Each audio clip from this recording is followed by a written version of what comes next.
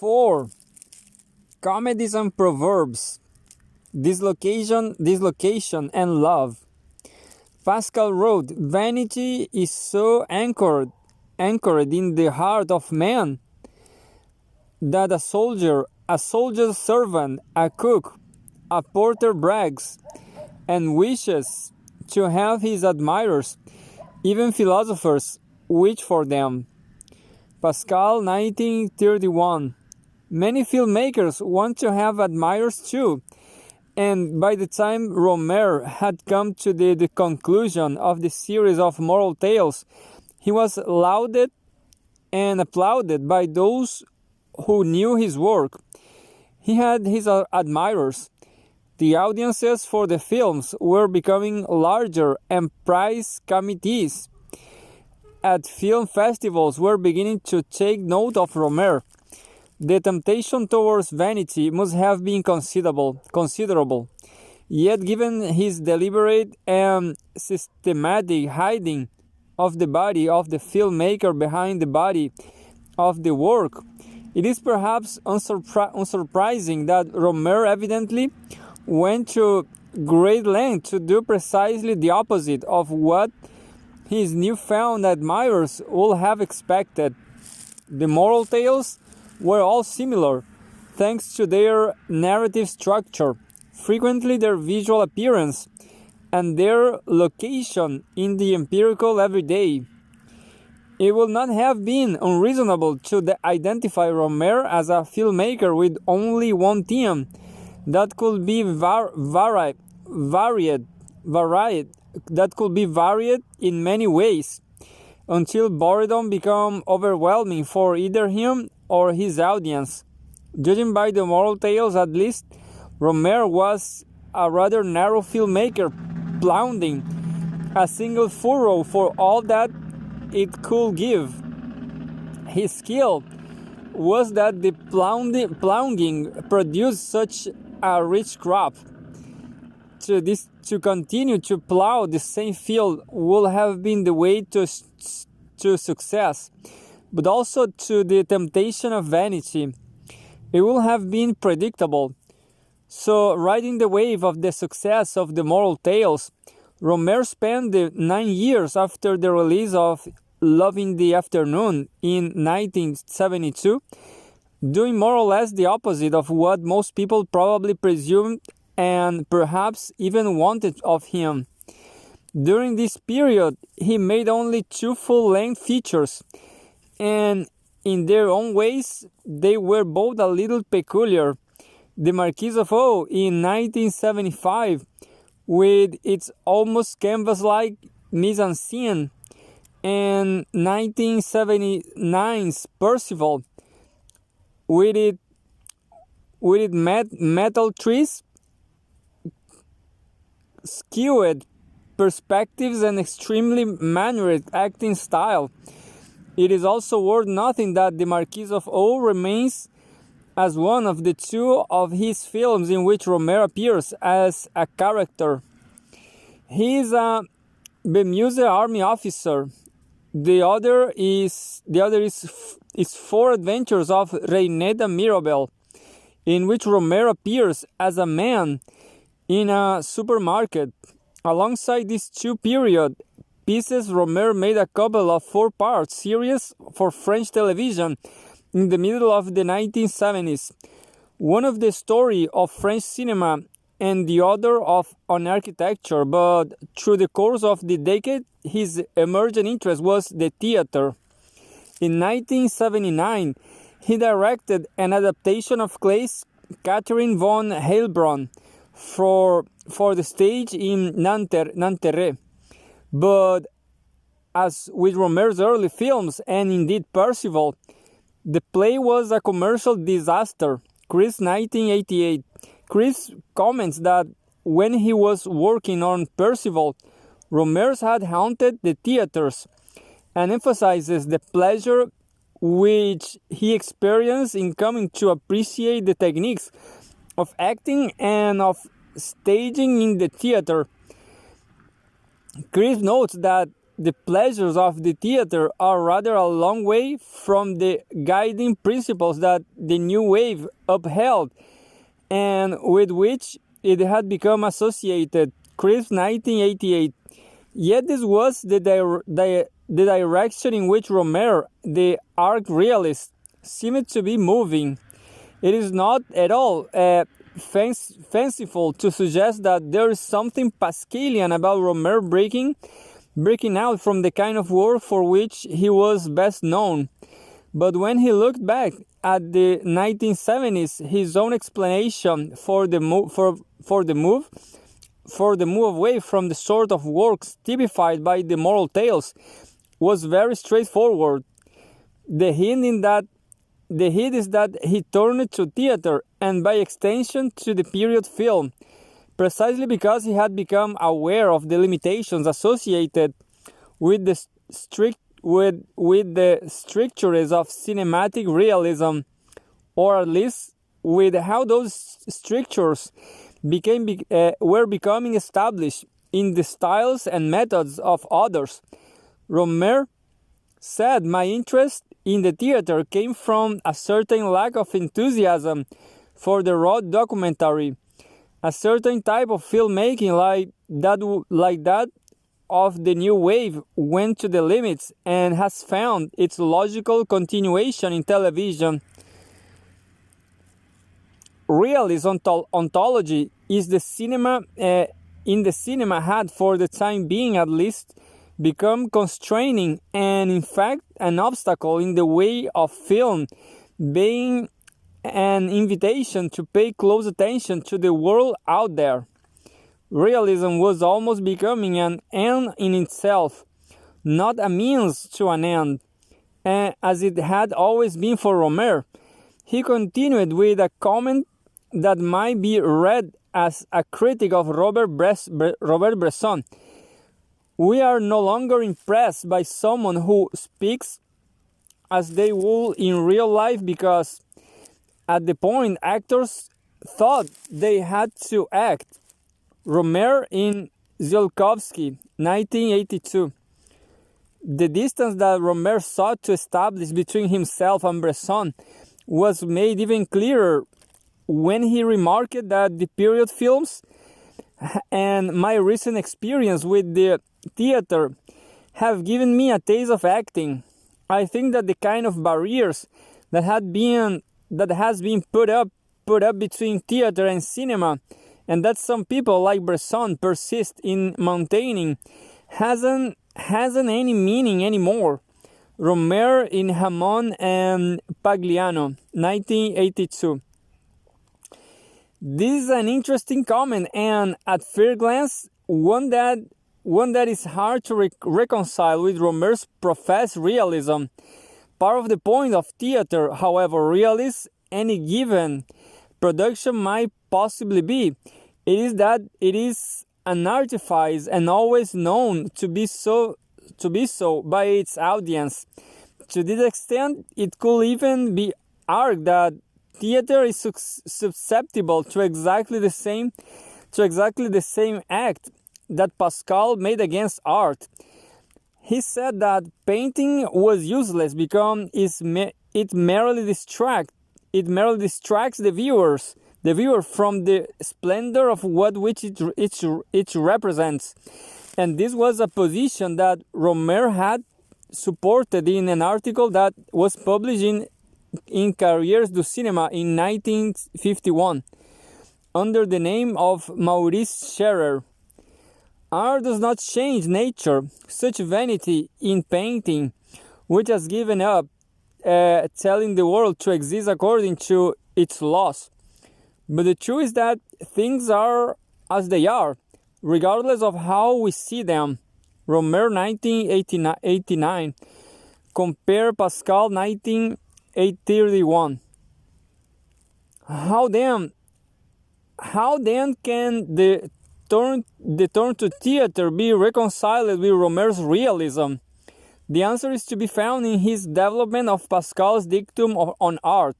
For Pascal, art takes the audience away from creation, but for Rohmer, art's task Art's task is not to enclose us in a seated world, born of the world. It brings us back to it. Rohmer 1989. If this argument is a stand in, it leads to the conclusion that Rohmer could reconcile theater and realism on the grounds that, however obviously an artifice it might be, theater can take the audience back to the world from and in which it is born, so that the external out there might be seen more clearly. By this argument, the task of theater is a stage, and performance is nothing less than to explode the walls of the theater as a building and institution. That explosion does not lead to an embrace of street theater. Although films like The Sign of Leo and Rendezvous in Paris do have an attraction towards the street entertainers of the Parisian popular, but rather it implies a new attention towards others and a revaluation of personal being in the world. This is precisely what happens to Felicie in Rohmer's Winter's Tale, 1992, when she watches a performance of Shakespeare's A Winter's Tale and surprised remarks that on the stage I saw my thoughts. Such in the aesthetic of an ontological premise that almost certainly underpins Rohmer's connection that there is no barriers between theater and cinema, and also his view that there is a cultural expectation that actors act. Theatrical acting might involve overstatement and declamatory speech of a kind that is completely out of sympathy with the dramaturgical realism of the moral tales, but that presents no unsurmountable problem whatsoever. After all, if overstatement on the stage leads to the audience back to the real world of men and women in their material surroundings, or as in the case of Felicie, to a better understanding of themselves, then it has been hyperbole in the service of realism. It has also been hyperbole in the service of creation, in that it will encourage the audience to begin to look and see. To this extent, it is significant that Felicie comments that on the stage she saw her thoughts. Consequently, whereas cinematic realism is taken by Rohmer to consist in the possibility of showing the external world as it is, a possibility that is due to, but not determined by, the technological possibilities of cameras and film stock, in that they can show the world and also achieve what no other art can. They are able to show the even in the dimension of time. The theater is a valid form for the extent that it aims not to imitate but to signify. Rohmer 1989. In this way, theatrical style is defensible because it gestures firmly beyond its own signifying practices and strategies, and inescapably points instead towards the signified that is always out there. Put another way, theatrical style is valid to the extent that it explodes the theater. This is a dialectical position, then, in which the theater is necessary precisely to the extent that it can point beyond itself. Consequently, without theater as performance and style, it will be all the harder to see what it signifies. It is clear from the interviews that Rohmer's dealings with the theater operated in more or less exactly this way, since they took him back to a concern with the real. One commentator has spoken about the concern of Rohmer's part to reconcile theater and film to realist means. Schilling, 2005. As such, it is possible to explain an otherwise contradictory remark of Rohmer's. He once said that attraction of the theater emerged because the attraction of the theater emerged because, by contrast to the real speech of realist cinema, I was drawn by something a little more stylized, a kind of expression not as close to the platitudes of everyday life. At the same time, I never left the natural element in my theatrical experience. I've always refused theatrical oratory. Rohmer in Tsiolkovsky, 1982. It is worth nothing that the critic of Bresson reappears in this remark, but more important things are happening too. On the other hand, then theater offered Rohmer a way of working around the constraints of the cinematic ontology to which he had been always committed, but has now beginning to wonder if it might be better suited to television. Tsiolkovsky, 1982. Meanwhile, on the other hand, it was possible to be both theatrical and naturalistic because of the expectation that actors act, and moreover act in a certain way.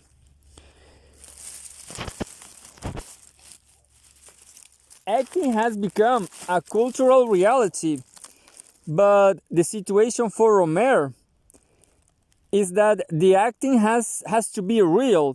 This is almost certainly the reason why Rohmer continues to use less experienced and even amateur actors in his films. They act,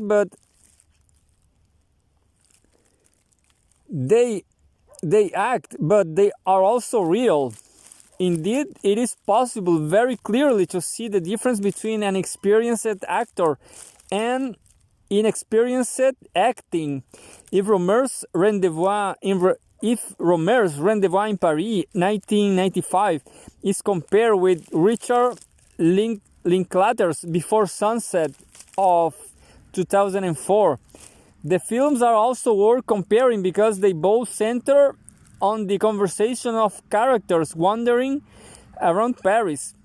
Rohmer's inexperienced actors have an immediacy and an existence that lends them veracity, whereas in Linklater's film, Julie Delpy almost appears as if she is acting the part of an actress in a Rohmer film.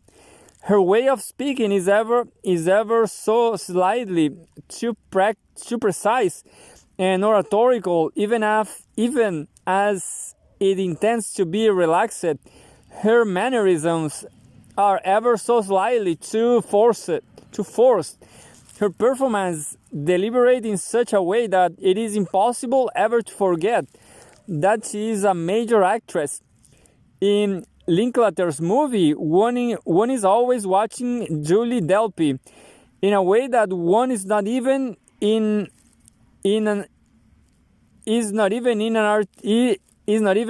as artificial a film as Tsiolkovsky Three Colors, white, in which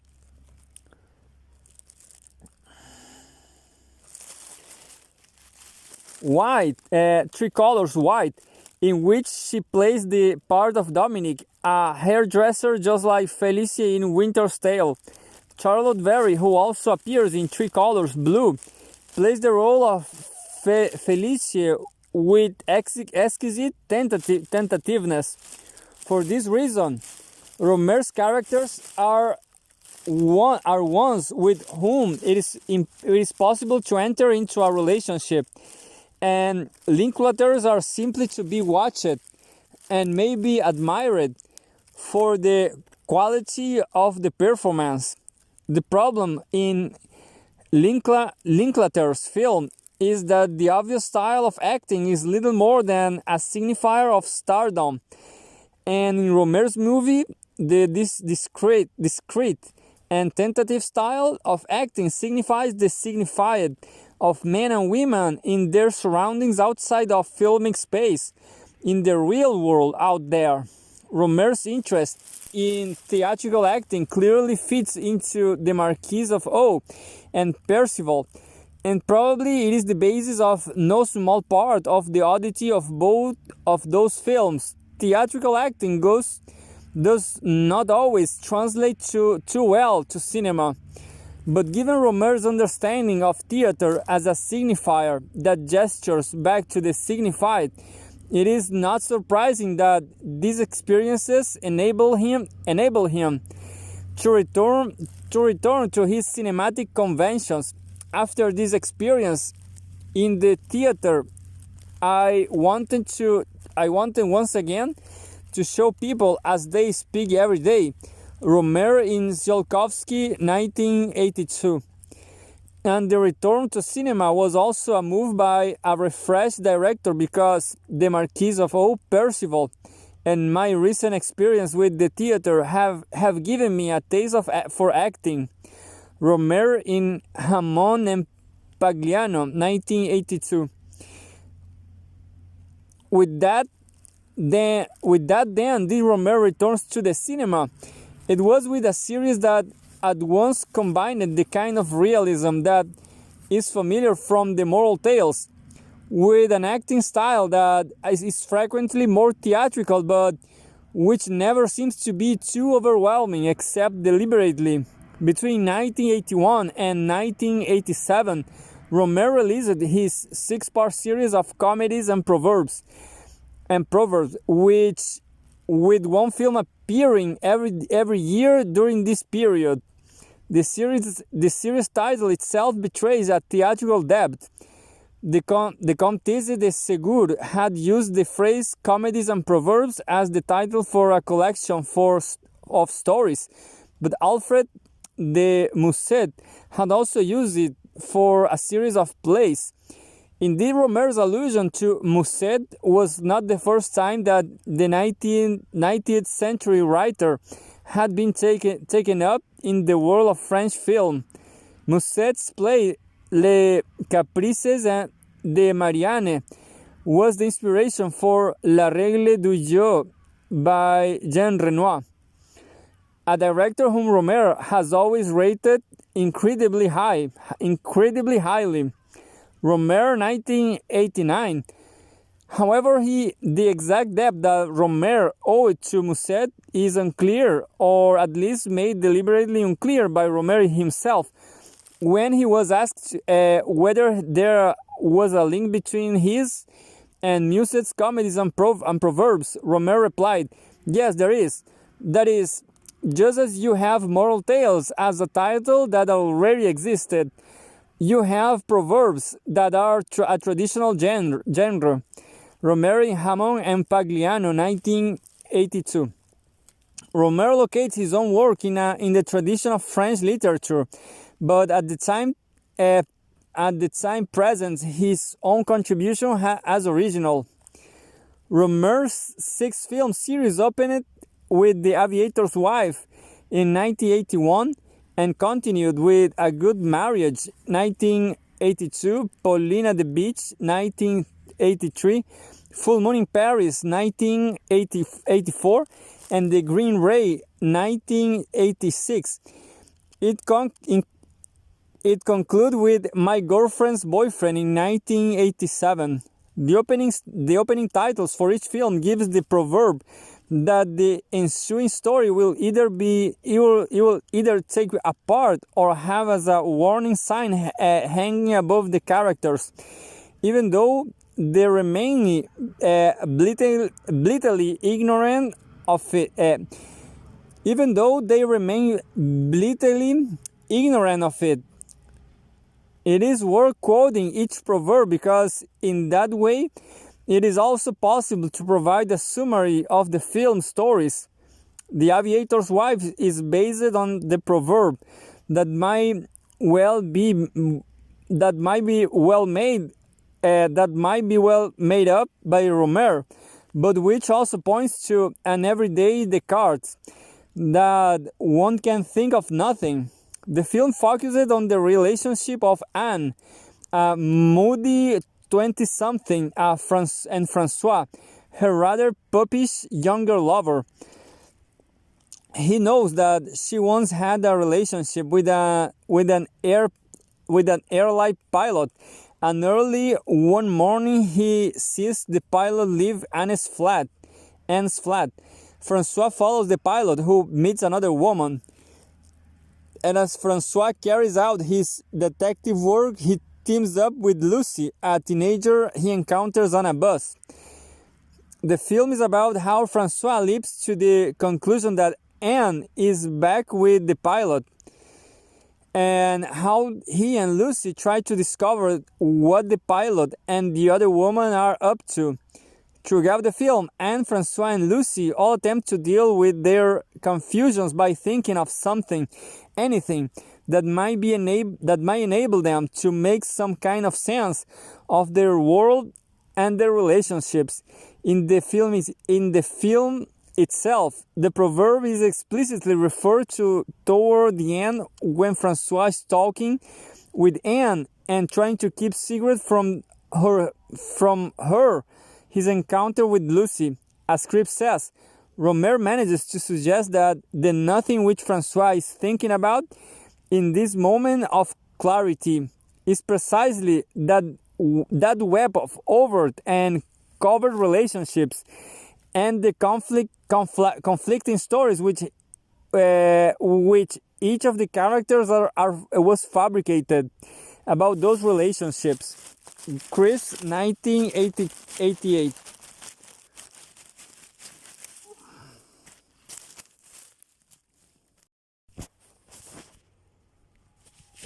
A Good Marriage explores La Fontaine's question: can any of us refrain from building castles in Spain? Obviously, this proverb refers to the daydream in which we all indulge and which we seek to impose upon the world and others, despite and perhaps even in spite of their refusal entirely to fit in with what we have planned for them. The castle builder is Sabine, who breaks off her affair with Simon, seemingly in a moment of pique, when he interrupts their love-making to take a phone call from his children.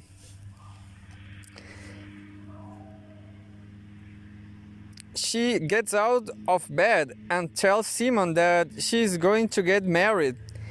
This is an act of pure will on her part, and it is made even though Sabine has no idea who her future husband will be. As a party, she is introduced to the lawyer Edmond and decides that he will become her husband. The tragicomedy of the film focuses on Sabine's attempts to deal with Edmond's obvious indifference, if not in fact panic, when he realizes what is going on, and how Sabine's determination to subordinate the world to her plan of a good marriage means that she misses the possibility that her true partner is regularly sitting near to her on the train. The film is then a cautionary tale and is proposing that castles in Spain ought not to blind their builders to the world in which they live. The third film in the series, Paulina the Beach, takes as its proverb Chrétien de trop aphorism that a wagging tongue bites itself. The tongue belongs to either Marion, who is so obsessed by an ideal of love as a burning passion that she falls into bed with more or less the first man who comes along. Or it belongs to Ernie, Marion's holiday love, who is two-timing her.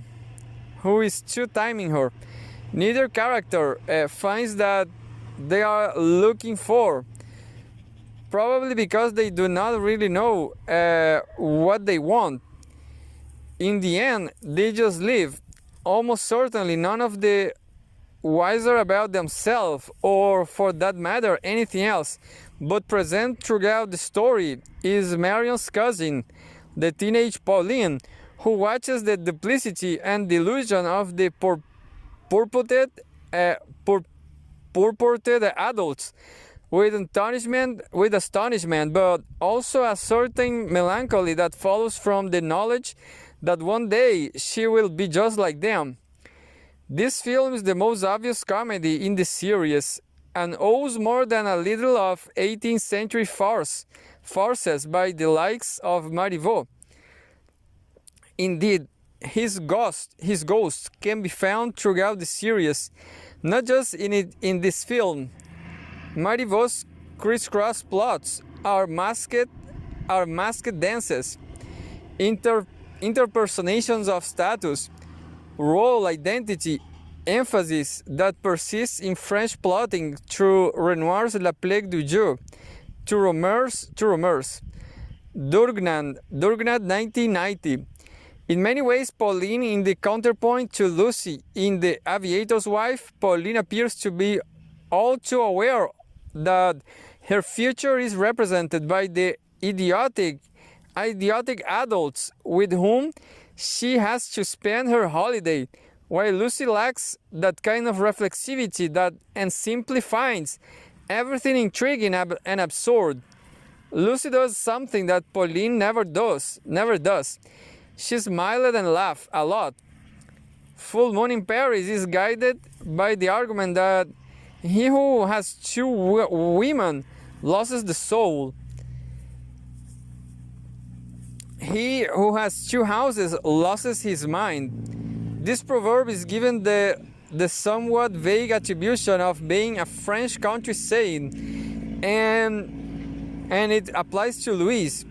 She lives in the new satellite town of Marne-la-Vallée with her boyfriend Remy, but feels that she is missing out on the opportunities that Paris has to offer. Consequently, Louise decided to split her time between the house with Remy and her pied-à-terre in Paris. Louise has two homes, and as the proverb has it, loses her mind.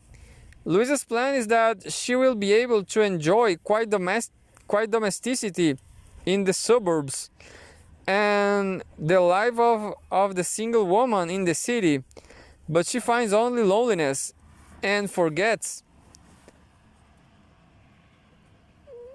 that Remy has a life of his own. At the end of the film, Louise decides to return to living with her boyfriend, only to discover that he has started a relationship with someone else. Chris is right to see Full Moon in Paris as a tale of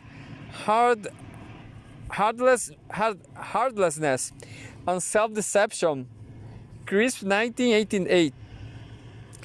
It has no entirely likable character, and each is utterly self-absorbed in one way or another, even by the standards of self-absorbed characters of the series. The Green Ray is prefaced by a quotation from Rimbaud. Let the time come when hearts are enamored. The friend with whom she was going to go on holiday has stood up Delphine, and so she has to make her own plans. But it is clear that for Delphine, the holiday will only be a success if it also brings her the true love that she desires. The series, she tries a number of different holiday options, but all of them are unsatisfactory. Although whether Delphine is disappointed by the place or herself is an open question, to say the least.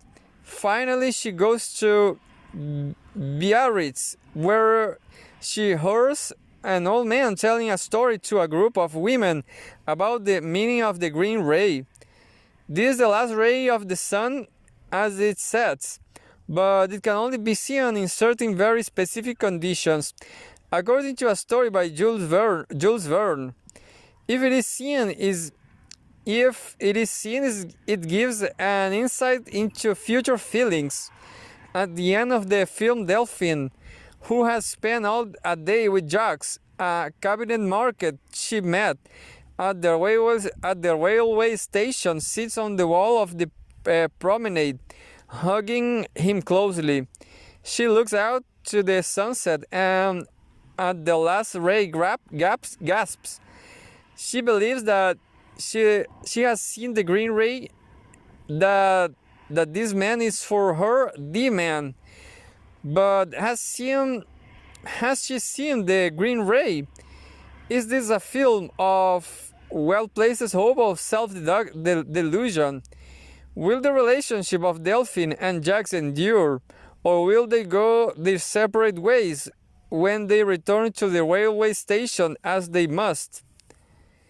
Finally, My Girlfriend's Boyfriend is a kind of comedy based on the well-worn proverb, my friends' friends are my friends. The film opens by introducing each character in their work setting, and it is hard not to see a virtual pastiche of the opening credits of a television soap opera in this method that Rohmer has never used since, and his entire body of work can only be compared, and then rather loosely, to the prologues of La Collectionneuse. There is something Dallas-esque about it. The film is set in the sterile satellite town of Georgie Pontoise and concentrates on Blanche. She's successful in her career, but lonely in love and seeking a partner. Yet the only men she meets are already in relationships, and those with her friends. Blanche sets her sights on Alexandre, but when her girlfriend Leah goes away on holiday, Blanche spends time with her boyfriend Fabien. Blanche and Fabien convince themselves that they have fallen in love with one another, but Blanche refuses to take things further because Fabien is her girlfriend's boyfriend. Blanche decides that the relationship can only proceed if Leah is told. Yet when Leah arrives at the rendezvous, she is with Alexander. The four have now entered into two couples, and after some embarrassment, they laugh together. The film ends on a freeze frame, although, as Ennis remarks, we know that when the action resumes, the game will continue. Ennis, 1993. According to Rohmer, the idea for the series came to him when he was working on Percival. A new way of composing a story present itself to me. A new structure became evident. Rohmer in Tsiolkovsky, 1982. This new way of composing a story consisted in the quotation of a proverb, and then seeing it played out in the relationships and behavior of typically Rohmerian microgroups of relatively young and eloquent men and women in the spaces and places of the now.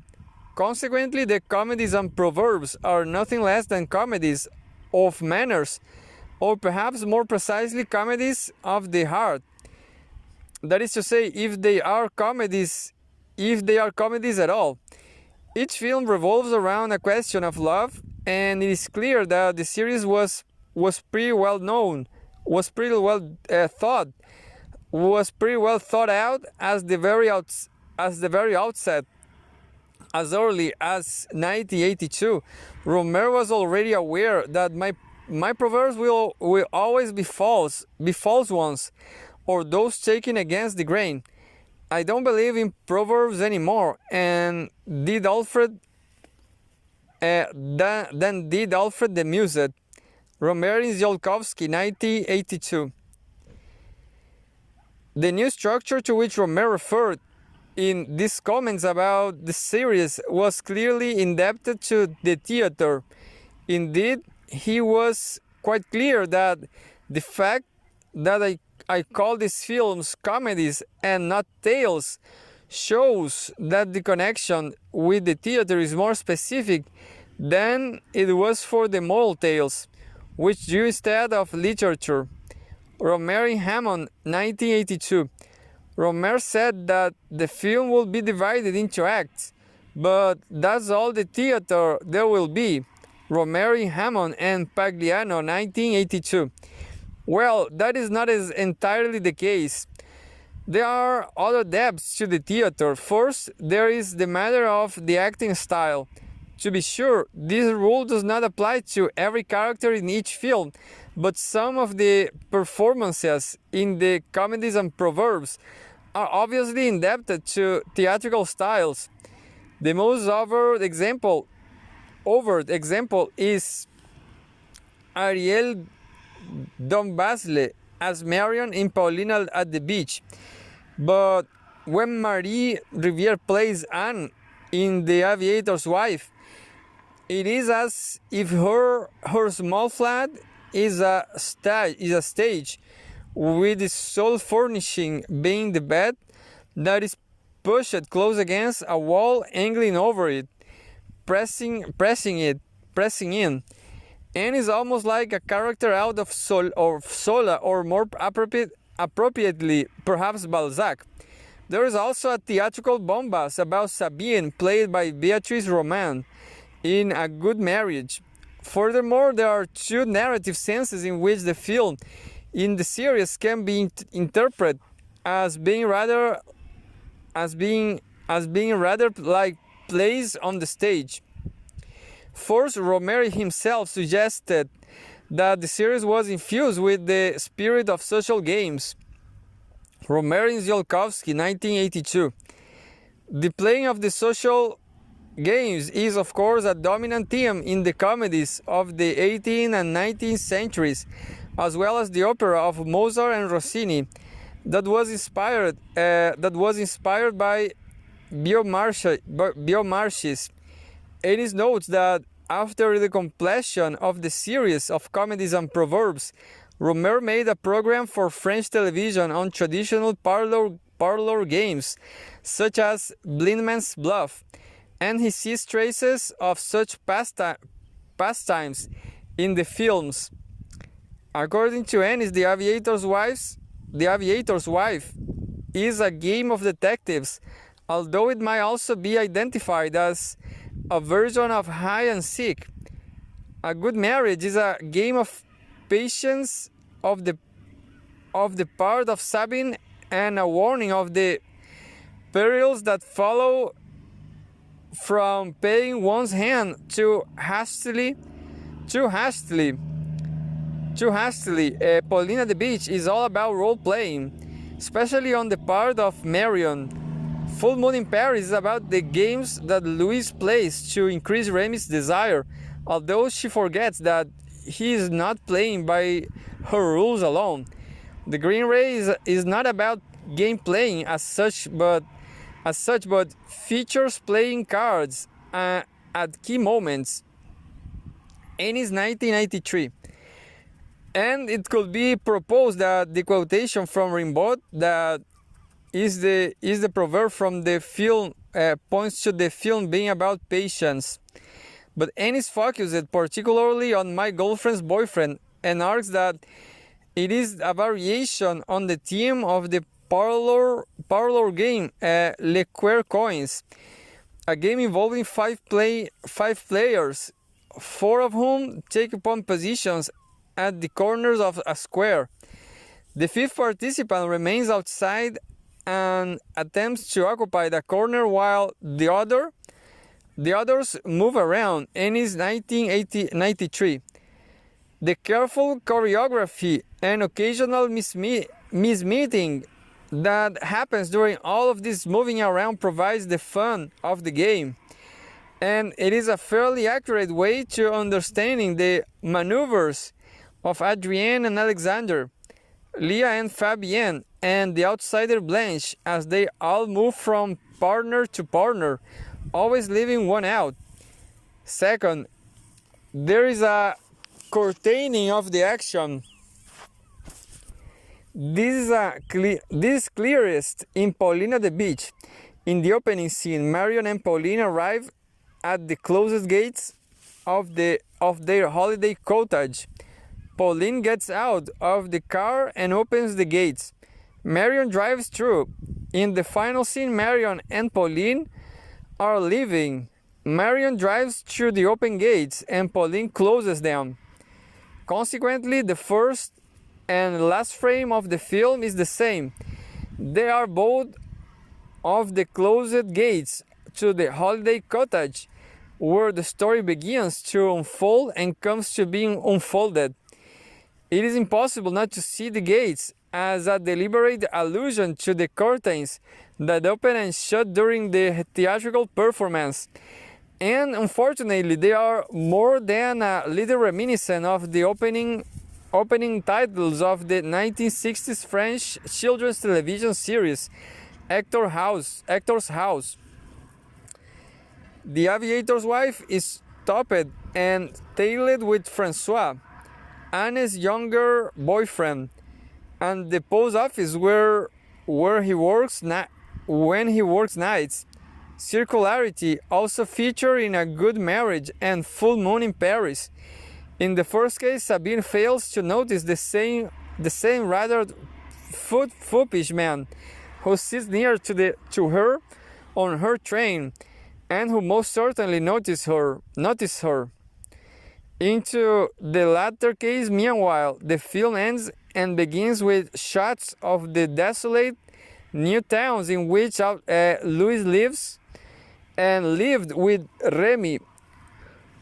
Louis is shown walking to the railway station to go into Paris, although the intervening story entails that the resonance of each of these images is radically different.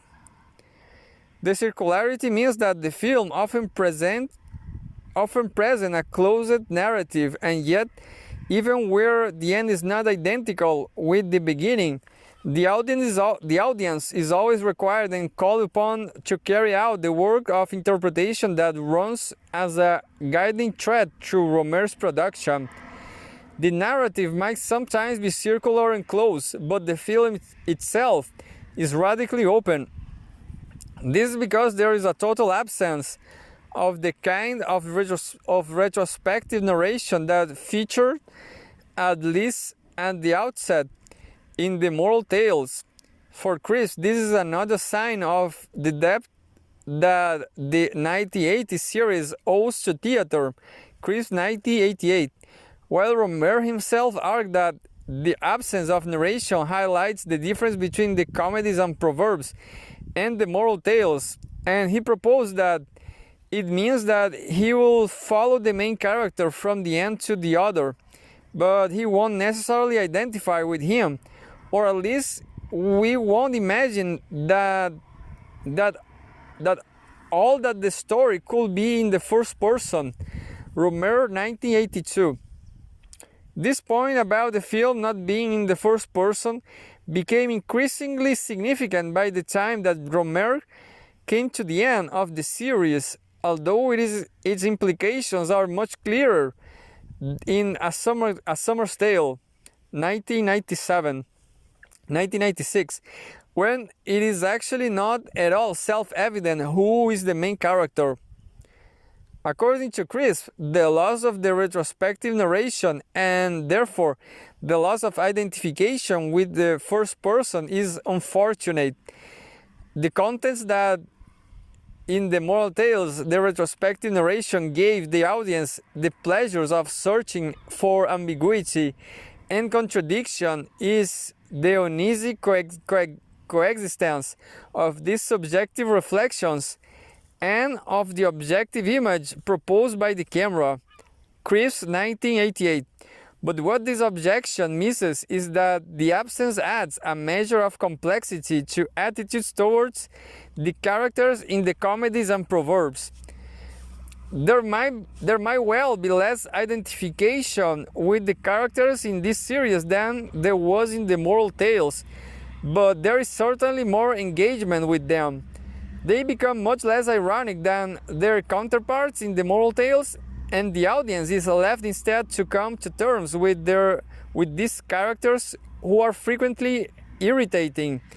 Anne in The Aviator's Wife and Delphine in The Green Ray must be two of the more annoying heroines in recent films.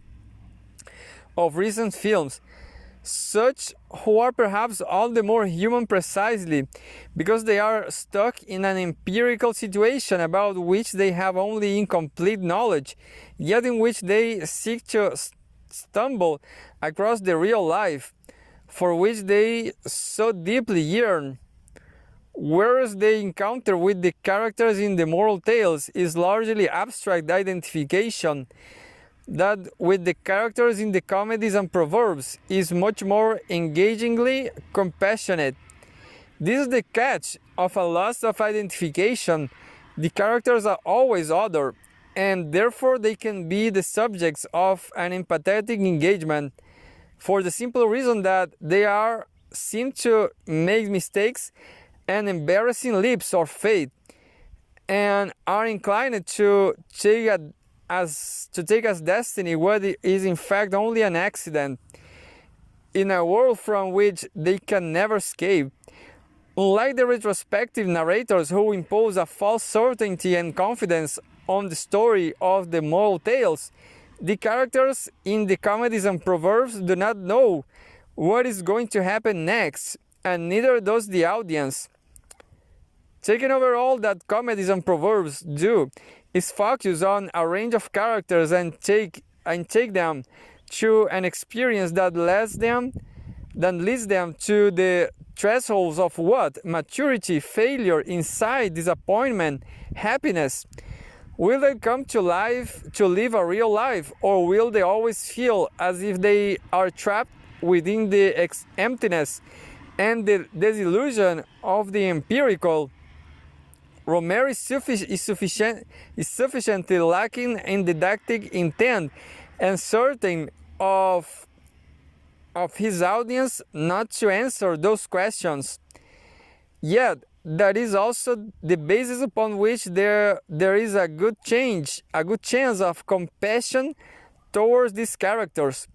Their very confusion and the annoyance that they cause lend them a measure of all too human fragility that it is itself a reflection of the possibility that they are not strong enough to bear the weight of the story that is loaded upon their shoulders. In short, the comedies and proverbs can be identified as Rohmer's version of tales of sentimental education. The problem is that the characters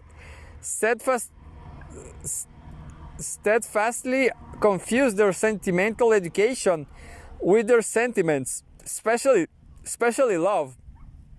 And so there is good cause to wonder whether they could ever move beyond the threshold to which the film takes them.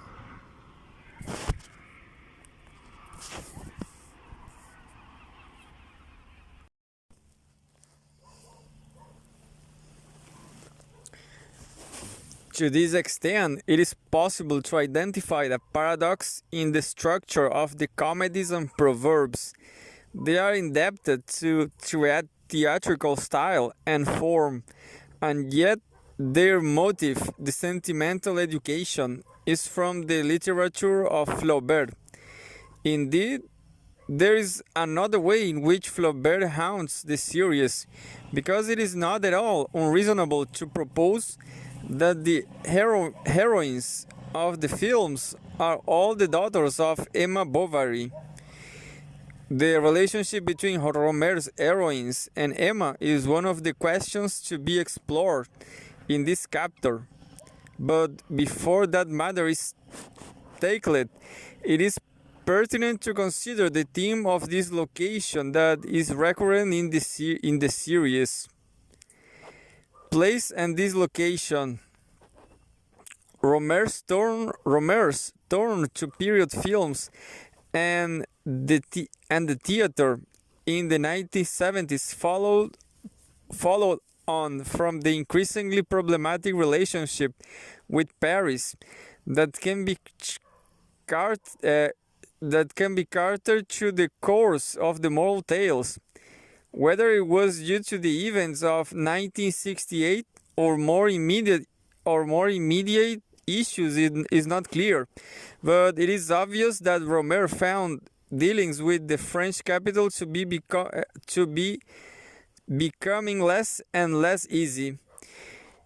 In an interview that was published when the series of comedies and proverbs was just getting on the way, Rohmer remarked that the love of Paris had a lot to do with the return to a contemporary subject matter. The disaffection I felt for Paris at one point was the reason for my historical films. Rohmer in Ziolkowski, 1982. The dissatisfaction grew through the 1960s. It is very noticeable that the confident students of the early moral tales are replaced in the end with the small-time flannery of Frederick in Love in the Afternoon. Although in the way that his dreams are perpetually tripped up and trapped by the reality of the city and its inhabitants, he does rather anticipate the frustrated heroines of the comedies and proverbs. Paris makes an over-return to Rohmer's work in the first of the comedies and proverbs, The Aviator's Wife, but now the city has been transformed somewhat, no longer merely a setting or playground. Now it is a place of mystery and intrigue. It is in fact more Hitchcockian. Rohmer might well have always loved Paris, but this was an affair that had been going through a bad patch, and in the 1980s it still needed stitching back together. Everything had become right by the time Rendezvous in Paris appeared, but in retrospect, The Aviator's Wife rather looks like the first moves towards a reconciliation. Albeit for different reasons, neither Francois nor Lucy is entirely at home in the city. They act like detectives, and both participate in fashioning the phantasmagoria of Parisian life. Benjamin, 1983. They do this by attempting to impose a logical narrative on otherwise banal events. In so doing, Francois and Lucy invest the pilot and the woman he accompanies around the parks and offices of Paris with a degree of mystery that the otherwise ordinary events of their day contradict. Indeed, it could be argued that the mystery of the pilot and woman is all the more compelling, and they are all the more intriguing. Precisely because of the face of the mother, they do absolutely nothing of note. They are mysterious precisely because they do nothing terribly mysterious except visit a solicitor. Or more exactly, the pilot and the woman are worth investigating because their individual traces are obliterated in the big city crowd. Benjamin, 1983. According to Benjamin, the possibility of this disappearance into the crowd is the social source of the genre of the detective novel that emerged in the 19th century. What the detective seeks to do is recover everything peculiar and individualizing that the criminal wants to hide and have disappear in the crowd. And since every inhabitant of the city is also a member of the crowd, then she or he too is a potential criminal and worthy of investigation. Once again, then, The fact that the pilot and the woman spend so long sitting together in the public spaces of the Buddhist Chaumont can be interpreted as the most compelling proof that they have something to hide. The reflexive failure of Francois and Lucie is, of course, that they fail to notice that exactly the same kind of logical constructions might be applied to themselves. Perhaps Francois only begins to glimpse this possibility when he tries to avoid telling Anne that he spent his afternoon with a teenage girl. Why is there this lack of reflexivity? Chris gives one answer when he comments that the comedies and proverbs all emphasize young people unhampered by moral torments, unhampered by moral torments, religious anxieties, philosophical reflections, or anything that might distance them from their own activities. Cripps continues to say that these young people are too absorbed in their experience to reflect on it at any length. Cripps, 1988. However, if the detective theme is followed, there is another way of explaining Francois and Lucie's lack of reflexivity. Walter Benjamin contended that because the detective knows that what others see as his idleness is instead a cover for his close observation and hard work of attempting to construct a logical narrative for what he observes. He sees rather high areas opening up to his self-esteem. He develops forms of reaction that are in keeping with the pace of a big city. He catches things in flight. This enables him to dream that he is like an artist. Benjamin, 1983. Francois and Lucie lack in reflexivity because they are young, but also them because their self-esteem is flattered all the time that they see without being seen. It is also worth nothing that they both have forms of reaction that enable them to carry on their observation. Francois leaps off a bus at the moment or at the moment's notice, and Lucie can get tourists to take her photograph.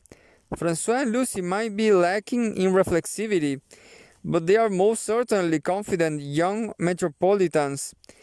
The only challenge to their skills is presented by Francois' tendency to fall asleep.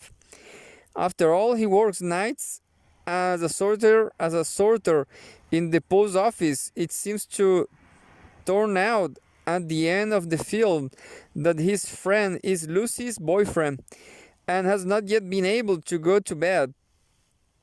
The attitude of the detective means that the surroundings in which they find themselves, whatever those surroundings are, can never be taken entirely for granted. The environment might often offer clues to the mystery, and even the absence of mystery can itself be mysterious, especially to the unconfident lover. While those who are spied need to be watched especially closely and carefully so that their secrets might never be allowed to disappear into the crowd and thus be lost forever. From all of this, it follows that in The Aviator's Wife and therefore at the very beginning of the Comedies and Proverbs, Paris is not entirely home to the characters. The city is invariably there much more than it is in a here, as it was in the early moral tales, and as it came to be once again with Rendezvous in Paris. The theme of the theme of the dareness and not the here-ness of Paris carries through to the last of the series of Comedies and Proverbs, My girlfriend's boyfriend. There is a sense in which Paris, for Adrian, Blanche, and Leah, has the same attraction because it's, it seems to so tangible and yet so far away, as Moscow had for Chekhov's Olga, Macha, and Irina. Paris is a place of culture in the form of art exhibitions and of excitement. For example, a tennis tournament at Roland Garros. The metropolis acts as the magnetic opposite to the perfectly planned world of work and living that is the satellite town of Sergi Pontoise, where the bulk of the film is set. In the film, Paris is always shown in the distance, far away and yet so close, and the working lives of a number of the characters, especially Alexander, all take their bearings from the capital. Paris is there, but what then? But what then of here? In My Girlfriend's Boyfriend, here is a planned utopia that is utterly soulless. There is one especially chilling shot from the window of Blanche's apartment. She looks out to a perfectly symmetrical garden within the hemisphere of the semicircular block, and there is not a person around. The scene is perfectly ordered, and yet almost inhuman. It is tempting to compare the scene with the views out of Parisian windows that feature in some of Rohmer's other films. From Parisian windows, there is the chaos and noise of a changing city that is a more or less difficult setting in which men and women act. But the view from the window of Sergi Pontoise is of a scene that is still quiet, empty, and quite dead. The public life that exists in the new satellite town revolves entirely around shopping, which is shown to be about this choice between consumer goods, whereas Rohmer invariably shows Parisian shopping to be a trap of one kind or another. Witness the jumper incident in Love in the Afternoon. Cafes that are a little too open, too orderly, and like to permit the flux of their Parisian forebears, and leisure time pursuits around the lake.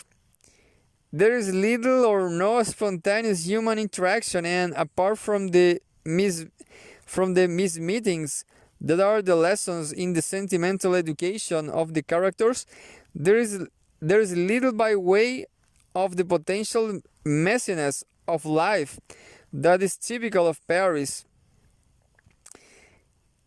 In an architectural, social, and individual sense, then Sergi Pontoise is a utopia that is here, but as if to illustrate the literal meaning of the word utopia, it is also and undoubtedly nowhere.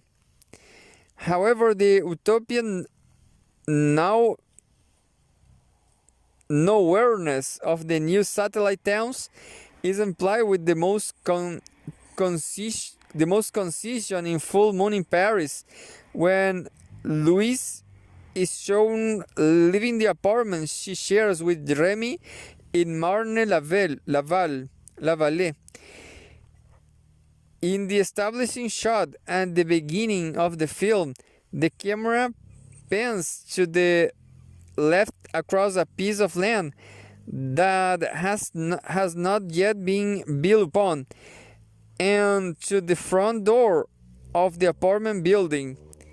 The landscape is bleak and bereft of men and women, except in cars. At the end of the film, the same open land is shown as Louise walks back to the railway station after discovering that Remy has found someone else. In the background lurks a group of men with a road sign that they are about to put up. The hint seems to be that Louise is living a satellite town that is about to become the kind of somewhere that she so desperately wants to find, but that hitherto it was it has been another literal nowhere. The question is, of course, whether Marne-la-Vallée will merely turn out to be another literal utopia, just like Serge Pantois. It will be interesting to see how Rohmer will deal with Marne-la-Vallée today. Now that it has become a very special commodified somewhere, Disneyland. In both Full Moon in Paris and My Girlfriend's Boyfriend, here is nowhere and there is somewhere to be visited by train. But neither of those films actually shows a railway journey. The situation is very different in A Good Marriage. In this film, railways journeys are of crucial significance. Sabine spends a lot of her time commuting between her family home and work in Le Mans, and her student flat and studies in Paris. Although she reads on trains, Sabine also tends to look vacantly out of the window. The hint is that she is not admiring the scenery so much as dreaming of castles in Spain, where she will be happily married. Sabine has too much that time, and in this way the train journeys of A Good Marriage anticipate the dead spaces of Full Moon in Paris and My Girlfriend's Boyfriend. As such, A Good Marriage complicates the here and there theme that is important in the comedies and proverbs, whereas it is clear from the point of view of the new satellite towns that Paris is there and here is nowhere. Sabine lacks that clarity. She has a life of sorts in both Paris and Le Mans, and so when she is here, a fundamental dimension of her life is absent because it is simultaneously there. As such, neither here nor there can offer the promise of any kind of satisfaction, since each has attractions that the other lacks. For example, when Sabine is in Le Mans, friends and family surround her, but they only act as breaks against her free-willing dreams. But when she is in Paris, Sabine is invariably alone and desperately seeking to make contact with someone. Indeed, in this regard, Sabine and Louise are siblings, because whenever they are in their flat alone, they spend most of their time on the telephone or preparing to go out again. Yet, even as they are virtually sisters, Sabine and Louise are different. Louise deals with the problem of never being here through an almost hyperactive desire to be with people, whereas Sabine goes on train journeys there. The point is that the spatial compression that is made possible by transport like railways confuses distinctions between here and there. Or at least there is a confusion that can only be avoided if life remains spatially located in a way that it exactly does not for the heroines of comedies and proverbs. What has happened is that the spatial geography of France has contracted as the means of transportation from place to place have improved and become quicker. Cheval Bush, 1986. Consequently, anywhere is inherently here and there at once and the same time. This in turn means that there can be no place of escape from the confusions that follow from the conflation of here and there. Neither can the problems that are associated with one place ever be entirely forgotten by the simple expedient of going on a journey somewhere else. Wherever they are in France, none of the characters in the comedies and proverbs are completely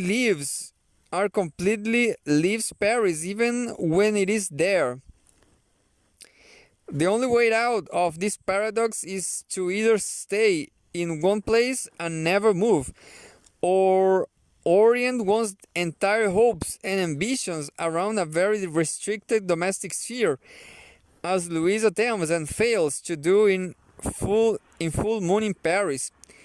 But then again, such location only has value because it is an avoidance of the shuttling between here and there.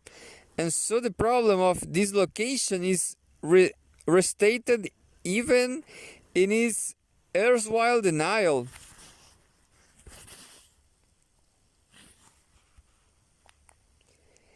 Indeed, movement between here and there is a central theme in the comedies and proverbs. Admittedly, as the series progressed, and as Rohmer's relationship with Paris became more complex, the moral tales increasingly stressed travel, but the comedies and proverbs are dominated by it.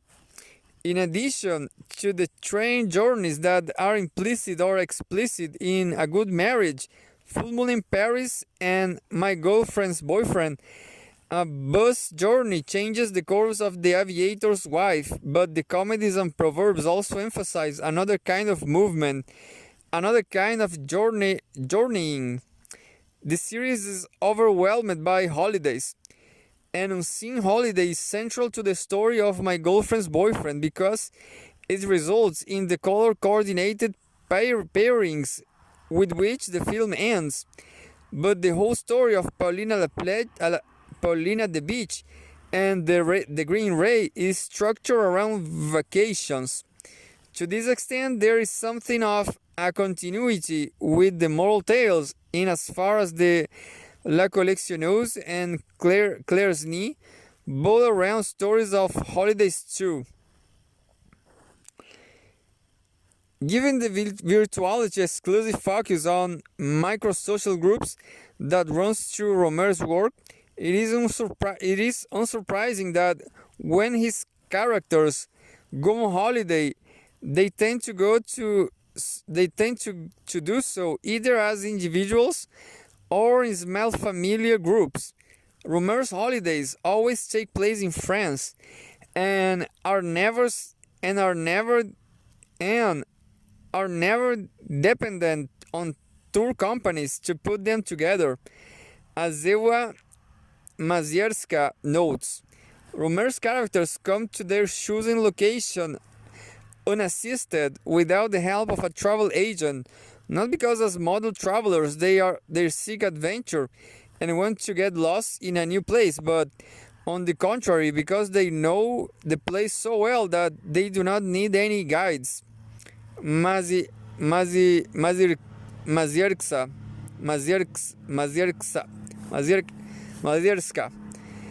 2002.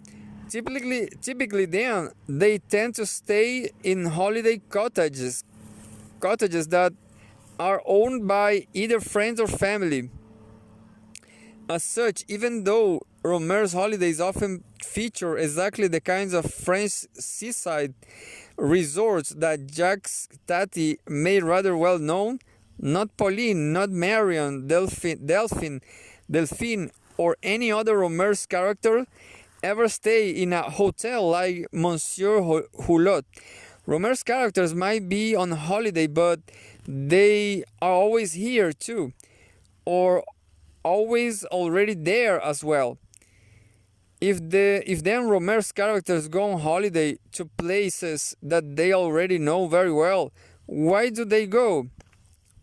What what are they looking for in its if it is not for new places to explore, new people to meet? Marieska provides the answer when she asks that what Rohmer's character seek is genuine and lasting human contact. Mazierska, 2002. In other words, the characters move from their everyday here, which is confronted more in terms of its absence of as opposed to its possibilities, to a special there, in which the hope is to find everything that the here lacks. To this extent, characters like Pauline, Marion, and Delphine are all cut off the same cloth as Sabine and Louise.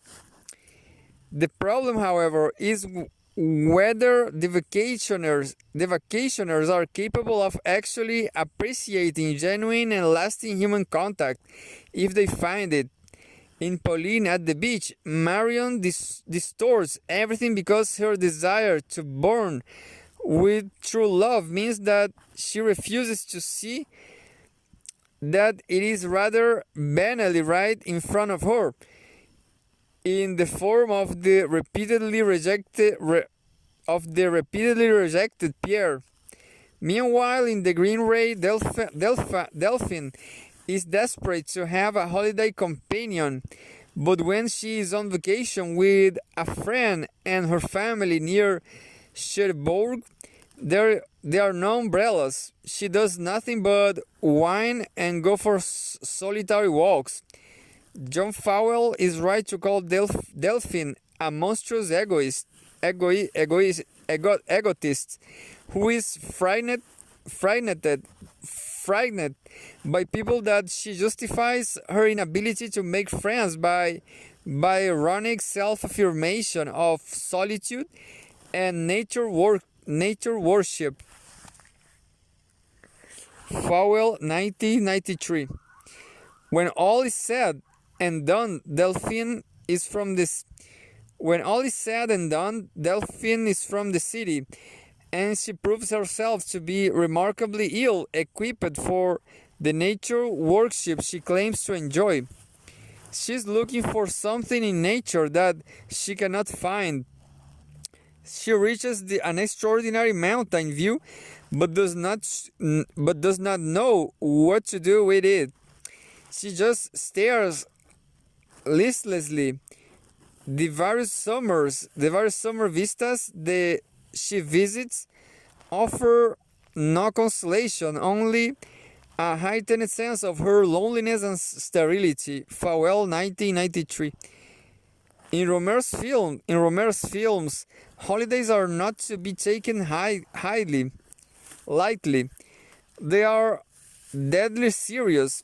It is unsurprising then that the vacations of the likes of Marion and probably Delphine, after all, and the end she believes herself to have found the genuine contact she has been pining for, are rarely terribly successful. The point is thought that there is no reason to imagine that the likes of these characters will ever learn anything from their experiences. It is improbable that there has been any sentimental education of Marion or Delphine because, as they will doubtless explain to themselves when they recall that the audience has witnessed, it was just a holiday romance. Their self-deception will be quite literally endless. That is to say, they will deceive themselves to that actually it all means nothing unless they allow themselves the resigned clarity of Flaubert's Frédéric Moreau and admit the possibility that it was in fact the happiest time of their life.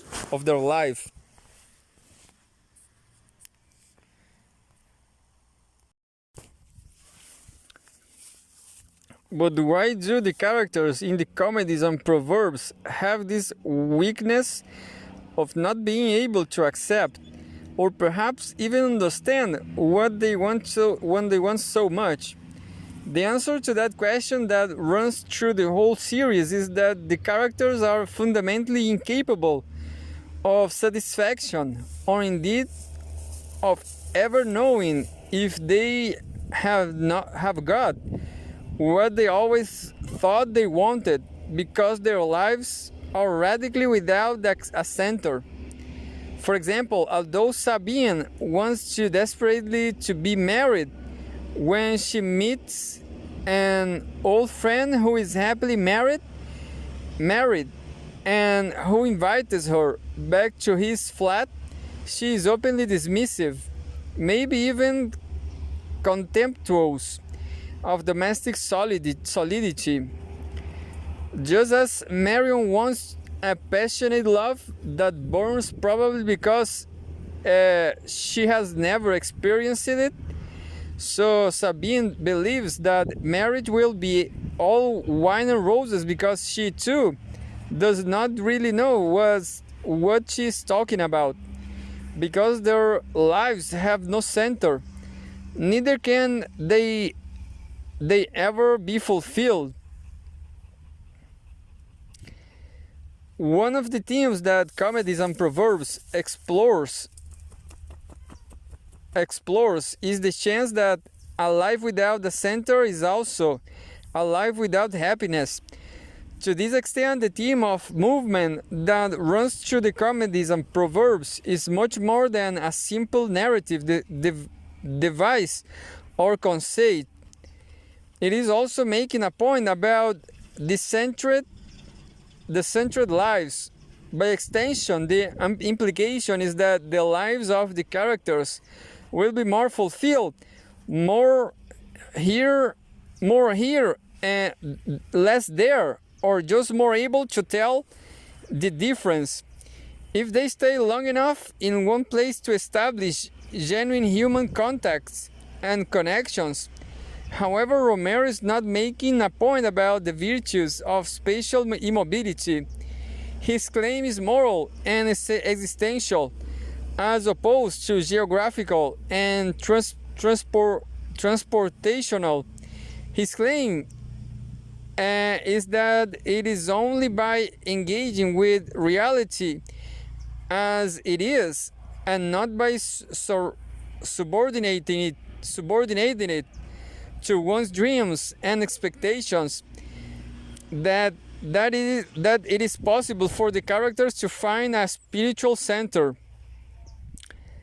Mazierska observes that the characters all move around so much because they are searching for a place where they could settle down, not only physically but also mentally, which they would not like to leave except for a short time. Mazierska, 2002. This is their spiritual center, in which work and leisure, love and home, all of the different dimensions of life are all integrated in a single place that enhances human contact. As such, this place cannot be a satellite town, because that is dominated by human dead space, and there can be commercial. And neither can it be commercial Paris, because that merely appropriates experiences. Neither can the spiritual center be found on holiday, although that is where so many people try so desperately to find it, because that is a time of short visits, and therefore of more or less untrue and theatrical, fleeting contacts with others. The spiritual center is found when all life activities are integrated, and when that integration leads to satisfaction.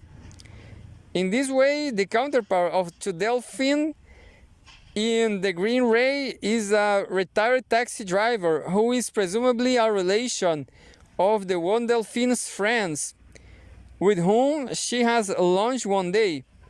Although he could never afford to go on holiday, he claims that it does not matter because Paris has everything that anyone could ever want, as if to emphasize his rootedness in a place. He is filmed sitting with his back close to a wall. Delphine will almost certainly find the wall to be a trap. She is rarely shown with anything solid behind her. Whereas for the taxi driver, it is a guarantee of a centered life. But life might also be centered culturally. The taxi driver is filmed in a documentary style that reappears in one of the tales of the Four Seasons, a summer's tale, when Margot and Gaspard visit an old fisherman. Margot is an anthology student, writing a doctorate on the sea shanties of the fireman who once sailed from Brittany to the banks of Newfoundland. He's filmed inside his house, again sitting with his back close to a wall. His contentment is represented by the ease and humors with which he sings an old song, which would probably be forgotten if it were not for Margot's research. When Rohmer films the Parisian popular The Sign of Leo, Rendezvous in Paris, or when he includes old Parisian tunes as a kind of commentary on the action, as most notably happens in The Aviator's Wife, a similar point is being made. Life can be centered if it is integrated spatially and culturally. Such integration leads to satisfaction, contentment, and spiritually rich life of the kind represented by the taxi driver and very few others in the comedies and proverbs. Yet this integration can only happen if the character carries out a distinctly Pascalian move and resists any temptation towards vanity.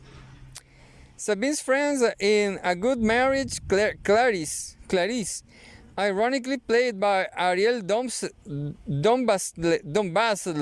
who reappeared in Rohmer's next film, Pauline at the Beach, as the ridiculous Marion, is a representation of the centered life that Sabine herself desires, but will almost certainly find stultifyingly dull if ever she were to get it.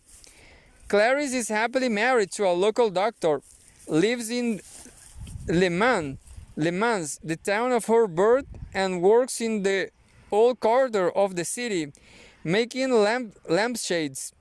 She is obviously happy in her work, but never allows herself to believe that she is doing anything more than what she is doing, making lampshades. Clarice has centered life that also means that she avoids any temptation towards vanity. Chris points out that Clarice's self-effacing approach to her productions recalls Rohmer's own and introduces a form of reflexivity into the film. Chris, 1988. By contrast, Sabine only studies art and sells it in an antique shop. Sabine has none of the centeredness that Clarice's relationship with an integrated life possesses. Sabine wants her life to be the integrated whole that is Clarice's. But her incomprehension of what such a life actually entails means that Sabine relentlessly tells Clarice that she needs to be more assertive. Clarice is everything that Sabine at once yearns for and dreads to be. Consequently, Sabine is fated to live a life entirely in fragments, running through the oppositions of a good marriage is a fairly explicit critic of the Paris that has lost any touch with its popular culture and traditional forms of expression. Rohmer is saying that all that remains are the contractual and commercial relationships of the kind that Sabine experiences in the antique shop and seeks to introduce into marriage too. Paris is a city without a center, even as it is the ever attractive there for those who consider themselves to be trapped in a mundane here. From the inside, Paris is rarely here at all because it is a city that only displaces. In many ways, the only character in the comedies and proverbs who is at all at home in Paris is Anne, and she only shuttles between her small flat work, a cafe for lunch, and the hairdresser. Her Paris is all on a human scale that can be walked, but for others in the series, Paris is much more overwhelming because it causes only confusion and reveals itself to be too incoherent to be integrated here. Of the 6 films in the series Full Moon in Paris is the case study in displacement, as its guiding proverb indicates, with its claim that having 2 houses lets one to lose one's mind. Louise leaves Marne la Vallée to live what she believes will be the exciting life in Paris, but as Chris rightly says, Louise's mistake is to confuse the geographical social center of things with the spiritual. She discovers that Paris is a place that displaces, where you lose yourself. Chris, 1988. When she is in her apartment in Paris, leading the life she dreamed that she always wanted, at least which she dreamed of when she was with Remy. All she comes to appreciate is that her center, as she calls it, is located off center, as it were out of the sterile suburbs of Man-le-Vallée. Con 1996. For Louise, the only hope of finding a center in Paris is through the strategy of bringing man back to the apartment that was intended to be her refuge from the outside world. Consequently, she at once destroys the value of the Parisian space that she tried to make her geographical base, and proves to herself that in the end her life can only achieve any semblance of integration if it is lived with significant others like Remy, the man happily living in the satellite town that he helped to design, and who she left because she never left sufficiently here. Louise's sentimental education resides in the lesson that for the likes of her Paris is not here either. For the likes of Louise, indeed, there might well never be a here. Berenice Reynaud has taken the theme of Louise's lack of a center in a feminist direction. She argues that Louise's displacement is not anecdotal, but structural. It is as a woman in her relationship with men that she is essentially displaced. Reynaud, 2000. First, Remy displaces Louise. He lives where he works, and has installed her in his flat. According to Reynaud, Remy represents a certain form of patrilocal relation to space, and from Louis, he expects companionship and domesticity. Reynaud 2000. Second, Louise's Parisian friend Octave displaces her too, because in his fantasies, and it might be added frequently, his actions too. He identifies Louise both as a virgin and as a sexless being who could be entirely possessed, a position that is literally untenable. Reynaud 2000. Actually, Octave's relationship with Louise might be much simpler than that. She sees him as a friend, and he sees her as a woman he has not slept with yet. From all of this, Reynaud suggests a Lacanian reading of Louise's situation and unhappiness. As a woman, she is seduced and even mesmerized by men's fetishizing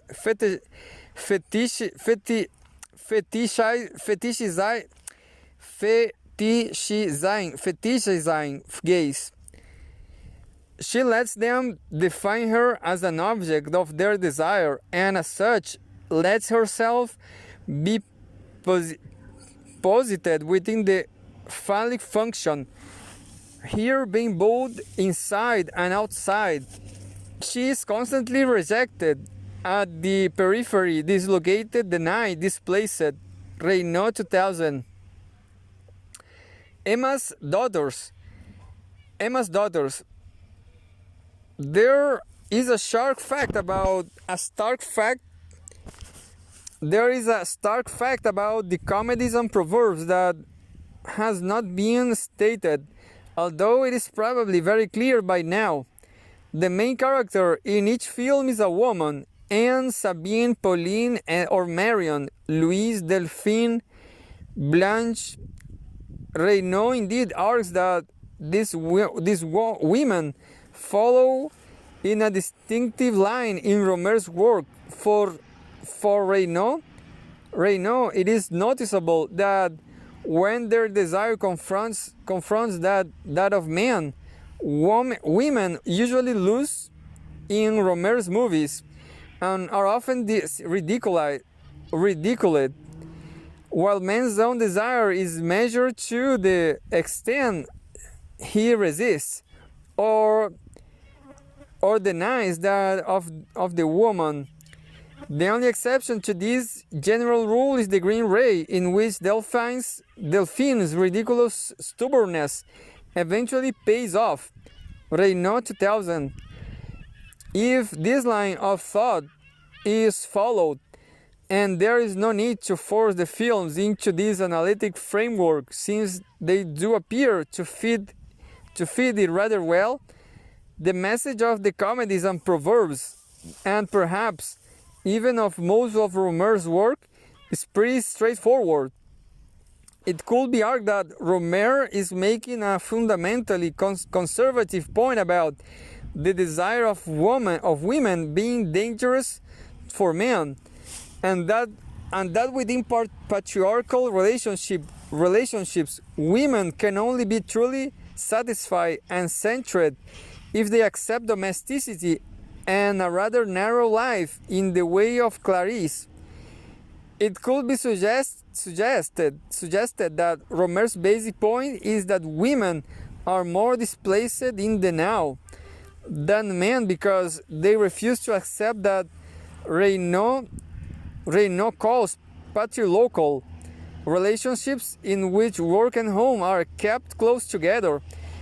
In short, the nub of the problem is that women want to break out.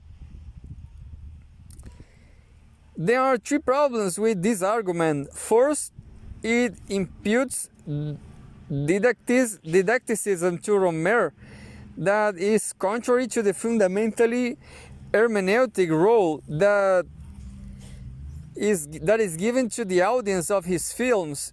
Indeed, the audience's work of interpretation is more important to the comedies and proverbs than in that it had been hitherto, because all trace of the retrospective narration have been abandoned.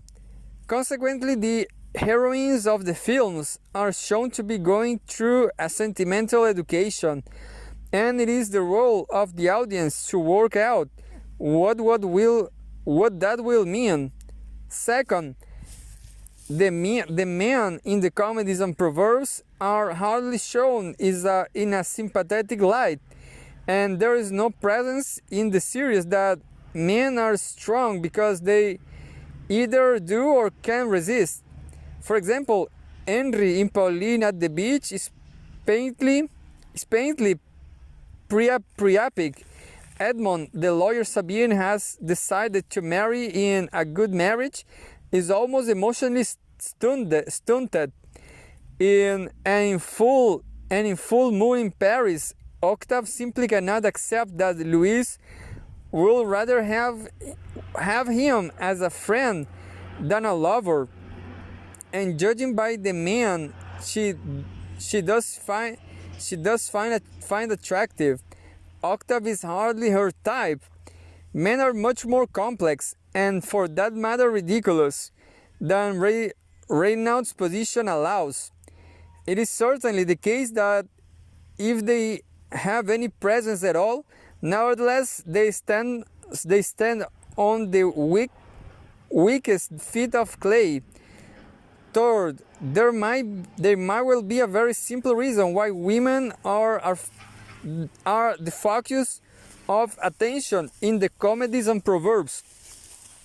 Perhaps Rohmer concentrated on women for no greater reason than that it was their turn. After all, the moral tales had dissected the pretensions and peculiarities of men. And now Rohmer was simply turning to the other side of the human equation. John Pym perhaps only slightly overstates the case when he calls the heroines of the series of comedies and proverbs silly girls. According to Pym, they are all silly because they attempt to subordinate the world to their own desires and designs, only to discover that other men and women have desires and designs of their own that might not necessarily fit in with what is willed for them. The Riley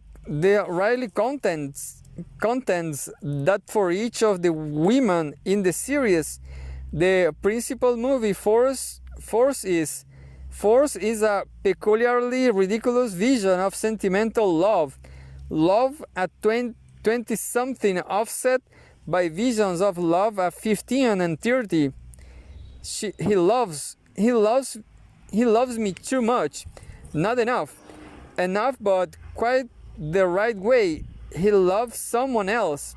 Perhaps he loves someone else. The self-absorption is staggering. Pym, 1986. Pym thinks that the likes of Anne, Sabine, Marion, Louise, Delphine, and Blanche are all silly because they live a life that is not for them real life. Pym, 1986. But put another way, and without lapsing into the moralism or condescension of calling the characters silly, the heroines of the comedies and proverbs are all women who feel themselves to be trapped in an empirical life that denies them, and perhaps is even a denial of real life. To this extent, Pym gets the matter exactly right, and yet draws exactly the wrong conclusion when he condemns the silly girls on the grounds that all this talk of love when it comes right down to it, means very little. It is a fantasy and agreeable, endless, dance. Pin 1986. But it is attractive for that very reason. At this point, it is worth recalling George Lucas' contention that because men and women fear ambiguity, they are all too ready to settle for the predictabilities of empirical life, and to shift their dreams and desire towards eternally unreachable gardens of Eden. Lukács 1974. These gardens of Eden are at once the dream of a real life that is desired by men and women who are almost certainly too scared of what lies beyond empirical life to actually try to get it. And they are the ideals that make the empirical seem to be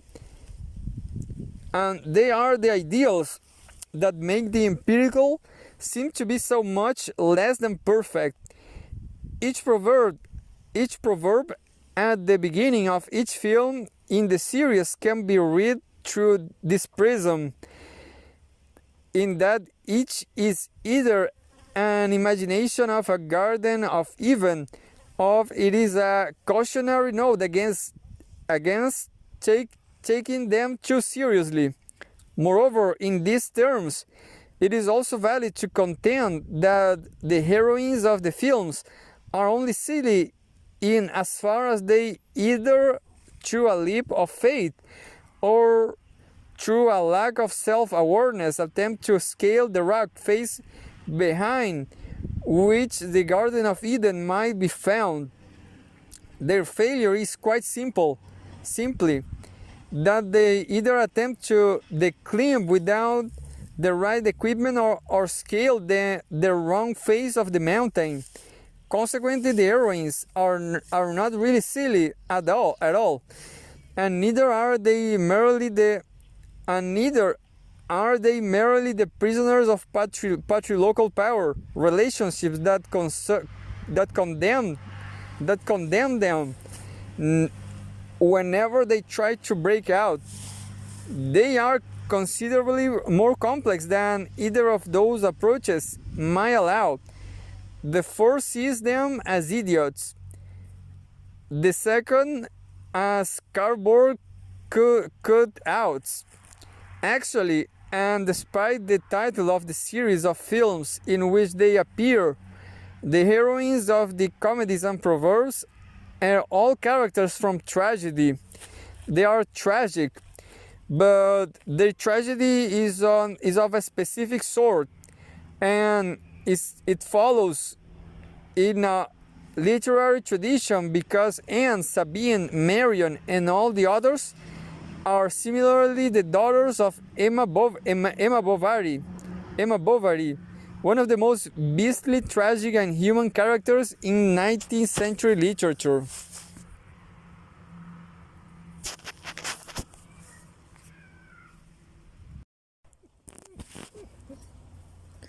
Flaubert's Emma Bovary is one of the great designers of Gardens of Eden.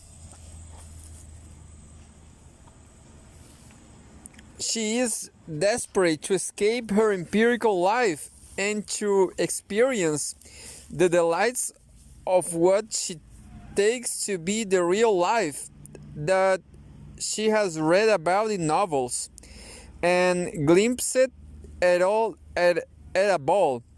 But despite her attempts to find real life with lovers, to this extent she anticipates Rohmer's Louis.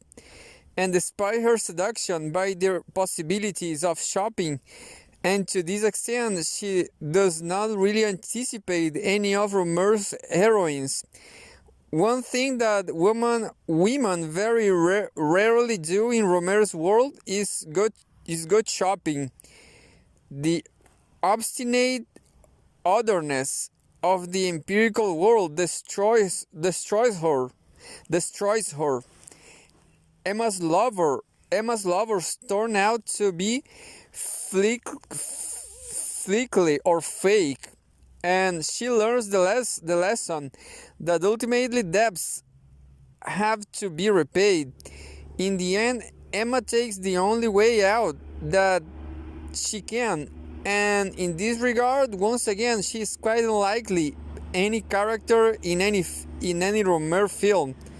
She commits suicide, but throughout the book, Flaubert has more or less precisely the same attitude towards Emma Bovary that Rohmer has towards the heroines of the comedies and proverbs. Both Flaubert and Rohmer are realists, and for that matter realistic enough to see that their heroine's obsession with real life at the expense of the empirical is rather ridiculous. But they are both careful to avoid blaming the individual woman for her plague.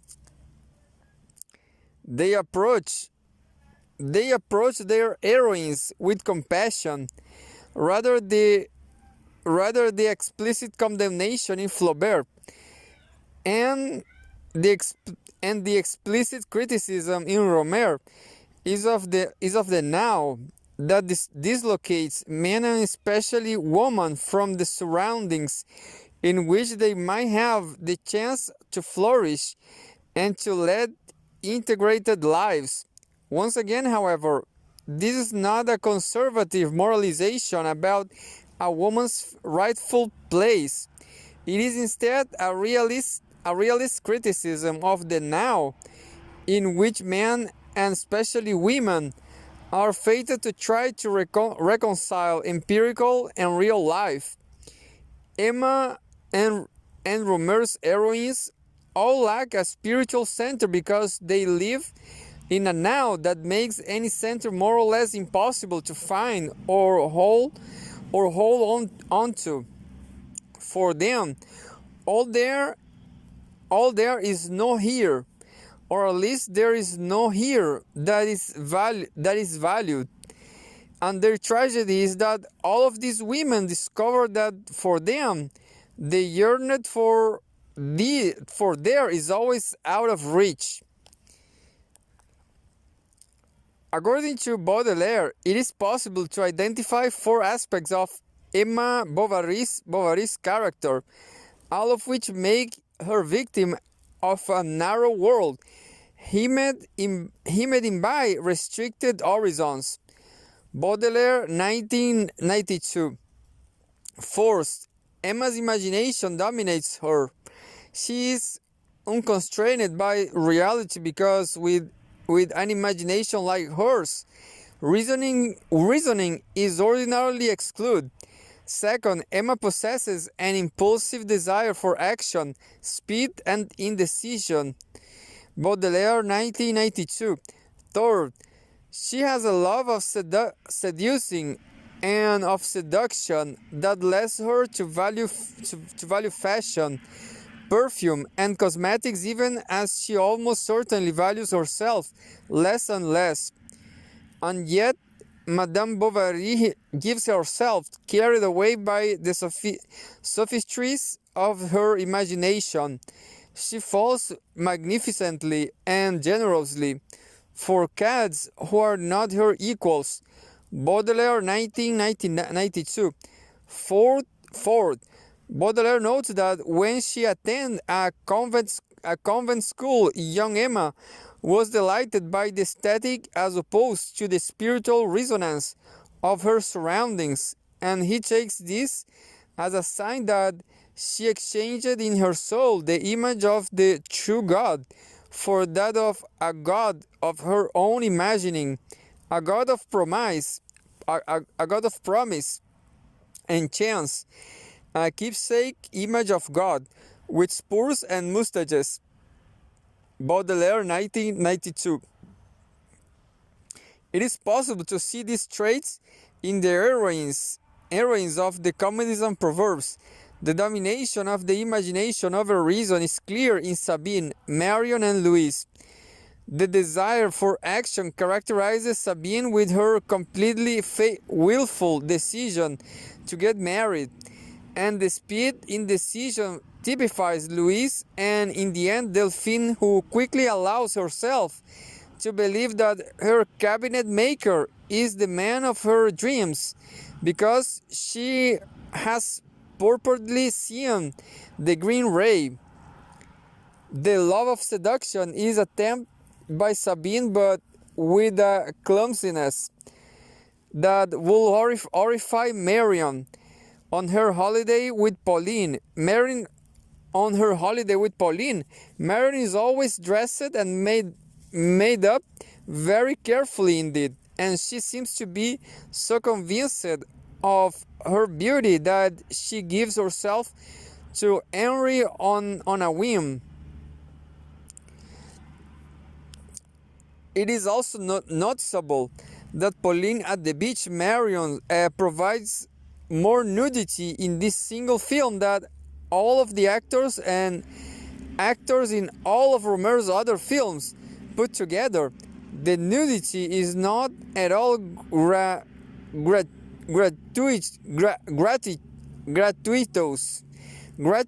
gratuitous, because it is making a point about seduction and seductiveness.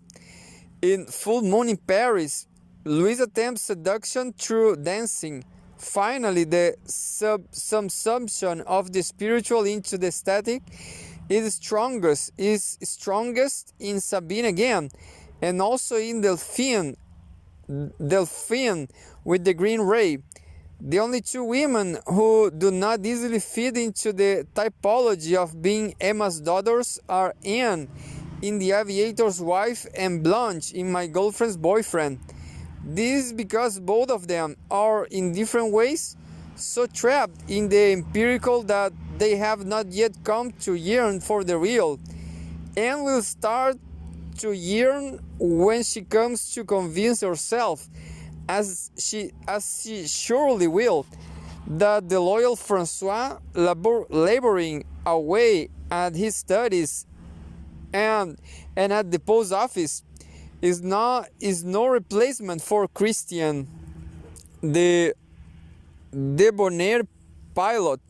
Blanche will become more like Emma when she realizes, as she surely will, that Fabienne is a little too dull, as will be any man, to feel the emptiness of her life in the new town. Put another way, perhaps neither Anne nor Blanche are sufficiently advanced in the syllabus or their sentimental education to understand that they are children with the same mother. They have not yet realized the identity of their forebear. For all of them, the route to real life is identified with the romantic love of an other. That special kind of attachment is presumed to offer recompense for the dislocation of living in a place that is a dull and featureless here. It is taken to be something like the royal road to there, a road that is traveled only one way and without ever having to come back again. The problem is that all of these women do always have to return to the here that they so desperately seek to escape.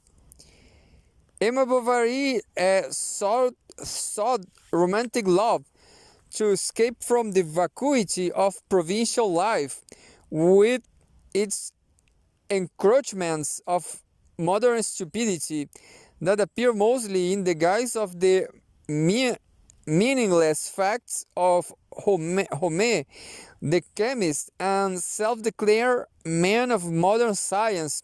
Baudelaire rightly wrote that for Flaubert, the provinces are the home of vacuity, where the environment is at once the most inane, the most fertile in absurdities, the most productive of intolerant fools. The provinces are populated with small fry that busily perform their petty jobs, in the exercise of which they acquire a host of distorted notions. Baudelaire, 1992. When Rohmer focuses on Emma's daughter, the place of vacuity has changed. Rohmer's characters only go to the provinces on holiday. They spend most of their time in Paris or the satellite towns that surround it. Yet they still confront emptiness nearly all the time. On the one hand, this is the vacuity that follows from a life that is dominated by fleeting workplace relationships, but the environment in which Rohmer's heroines move and talk also determines it. The heroines of the comedies and proverbs all have to deal with the human consequences of living in that space. This is particularly true for Blanche and her fellow game players in Serge Pontoise. Rohmer has never filmed a place so humanly empty and soul-destroying. It is a space in which there is more or less complete visibility. Blanche, Leah, and the others never have any trouble bumping into one another. Thanks to the carefully designed public spaces of the urban utopia, but sociability is reduced to empty formalities for precisely that reason. Nothing escapes the potential gaze of others, and therefore men and women always have to be on their guard. After all, when everyone has each other under surveillance, sociability decreases, silence being the only form of protection. Sennett, 1986. They can never enter into genuine relationships, nor have deep connections. Yet, this is only one reason why space has become dead and vacuous. According to Richard Sennett, space has also been deadened, because now we experience an ease of motion unknown to any prior human civilization. Sennett, 1986. Indeed, quite how easy it has become to be mobile in one of the recurrent themes of the comedies and proverbs. Rohmer's heroines are never still. They are always moving about and never stay terribly long in any single place. Sennett says that the stress on movement has resulted in the rise of two different kinds of isolation in the now. First, it means that the inhabitants of workers in any urban high-density structure are inhabited from feeling any relationship of the milieu in which that structure is set. Sennett, 1986. The point that can be extended to underpin the proposition that in all social situations that emphasize movement, men and women will be inhibited from entering into a relationship with any milieu. This is because they will never be either here or there, but always in between. To this extent, it is worth once again comparing Sabine with Clarisse in A Good Marriage. The former clearly treats the Le Mans as somewhere as to get money and sleep sometimes, whereas for Clarisse it is pretty much the only place in the world. In these terms, it is not surprising that Sabine has trouble with human relationships, but that Clarisse is far more relaxed and able in social situations. Second, and in the context of his discussion of the rise of mobility, Sennett sees isolation as meaning that one can isolate oneself in a private automobile for freedom of movement. One ceases to believe one's surroundings have any meaning, save as means toward the end of one's own motion. Sennett, 1986. So maybe this is why the mobile women of Rohmer's films and women are shown to be mobile much more than are men.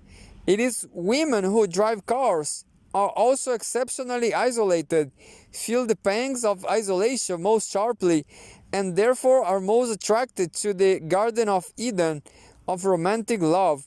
Isolation means that public spaces and public life itself is dead, dead, dead needed, deadened, and indeed dead. If Sennett is right, the confrontation with that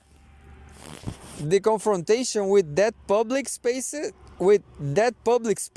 leads men and women to turn to intimate relationships, because that is the only place left in which there appears to be any chance of deep and genuine human connection. He suggests that public space is one reason, the most concrete one, that people will seek out to intimate terrain what is denied them on more alien grounds. Sennett, 1986. If public life is empty or structured around spaces in which there is a chance of total surveillance, and therefore the only solution is formality or silence, then according to Sennett, men and women will emotionally bear themselves to choose with whom contact is desired, because only such bearing can break through formality. In these terms, friendship is not going to be enough for deep and genuine contact with others.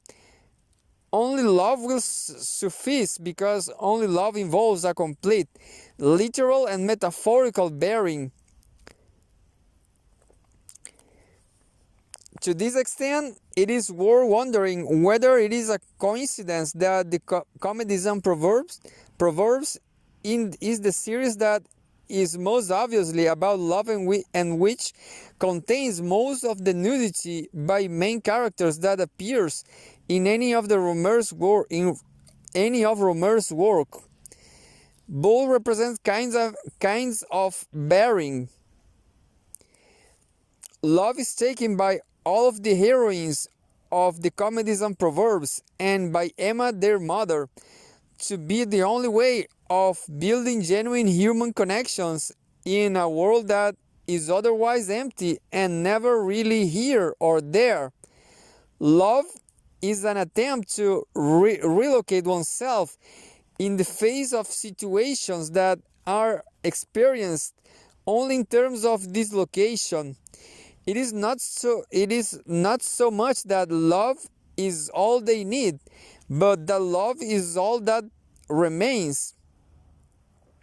The tragedy is that the love they all want, the love that will make life real, is always challenged by the empirical life in which it must be contained, and therefore there can only be disappointed failure or a marionette shrug of the shoulders that says that everything will turn out well next time.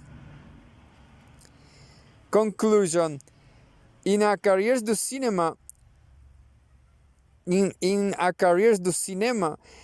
discussion that has held in 1957, Rohmer said that today's generation is not so much looking for freedom, at any rate a rhetorical freedom which there is no shortage of, but for morality, whatever it might be. Rohmer, 1985. The heroines of the Comedies and Proverbs are the children of that generation, that they have even given up on morality. From their point of view, the schemes and ironies of the moral tales will probably seem to be simply old-fashioned, because they say little or nothing about the most pressing issue of the now. For them, it is the issue of finding a center that will transform empirical life into real life through the magic of romantic love. And yet, even as the heroines yearn for this love so desperately, they never find it. And then they convince themselves that they have, they will almost certainly end up bitterly disappointed. It is noticeable that not one of the heroines says, "I love you." Probably, possibly, none of them ever will, even after the completion of their sentimental educations. The series presents literary and sociological reasons for this unrequired love of love. Although it is necessary to remember Rohmer's caution that he is not a sociologist, but there are also hints of a theological explanation. In the moral tales, God lurks, but in the comedies and proverbs, God has become a little more Pascalian and disappeared. Or to make the same point without such a burden, the narrative structure of the comedies and proverbs, which owes so much to theater, denies any point of entry for the immanent into the empirical. It might be said that God himself has been dislocated. There are only three traces of the immanent in the whole series. The first is perhaps the most orthodox and depressing. In a good marriage, Sabine lights a candle in Le Mans Cathedral and prays. It is not hard to guess what for, at which point her old friend appears and she proves herself incapable of understanding the empirical reality of love. This is a moment of grace that does not fit in with Sabine's personal Garden of Eden, and so she rejects it. Second, and most oddly, during the course of the narrative of the Green Ray, Delphine finds playing cards in her path.